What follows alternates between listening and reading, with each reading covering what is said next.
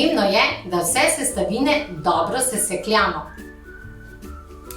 Zaupala vam bom recepturo in tudi pokazala, s katerim vinom smo zmagali, osvojili prvo mesto, zlato kolajno na Grand Gourmet v Makarski. Sem Jurij Brumec iz vinske kleti Meum, iz Klokočovnika nad Ločami. Naša znamka je relativno mlada, stara 4 leta. Drugače pa vinogradi, ki so pač tu posajeni, so že tudi v 12. stoletju, takrat, ko so se kartuzijani naselili v Žičko Kartuzijo, če takrat te površine obdelovali in zasadili z vinsko trto. V roki držim steklenico našega trenutnega aktualnega modrega pinoja, letnika 2017.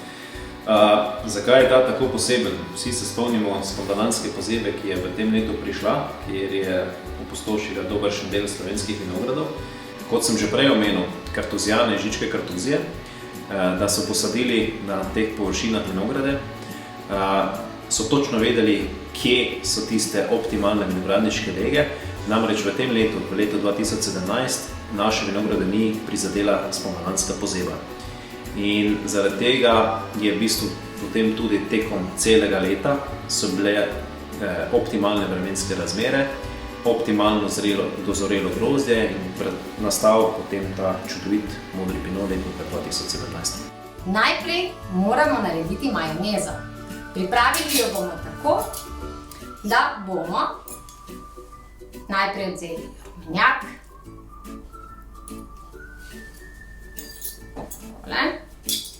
dodali par kapljic limone,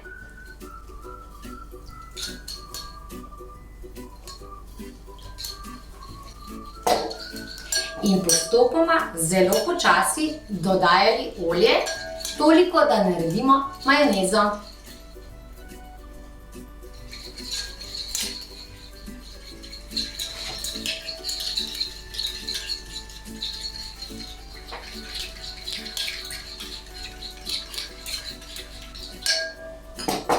Ko smo si pripravili osnovo, bomo dodali najprej suhe začimbe, potem pa mokre.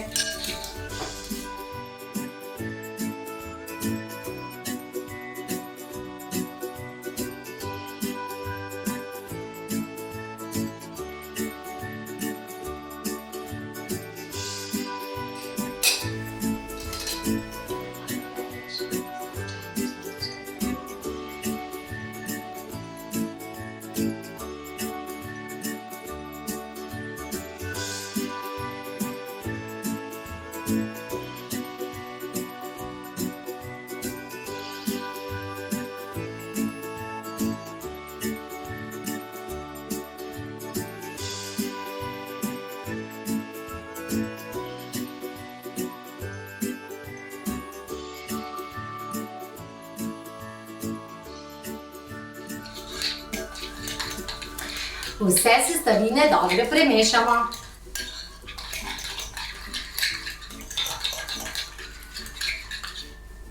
Tako. Najprej bomo vmešali polovico mesa.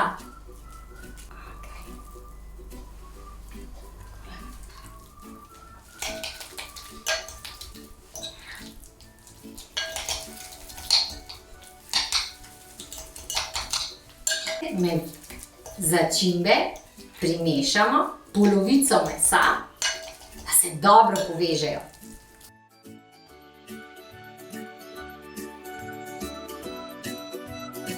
Sedaj pa smo dali drugo polovico mesa.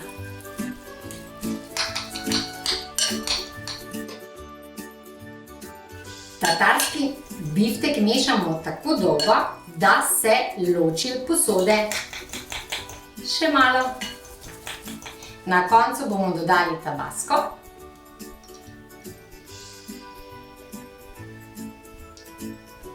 In na koncu bomo dodali še čudovito vino, modri pinot, nekje 1 jedilno žlico.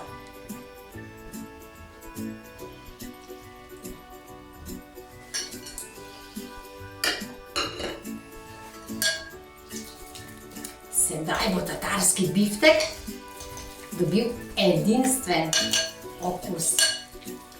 Predvsem je pomembno, kakšno vino uporabimo. vrhnji smo uporabili vrhunsko. Najboljše starano v hrastovem sodu. Ko se nam tatarski biftek takole lepo med seboj poveže, pomeni, da je tatarski biftek gotov. Sedaj ga postavimo na krožnik. Na krožniku bomo pustili, da si gostje lahko še dodatno po želji poljubno začinijo. Predno pa to naredimo, zelo pomembno, da najprej tudi sami pokusimo.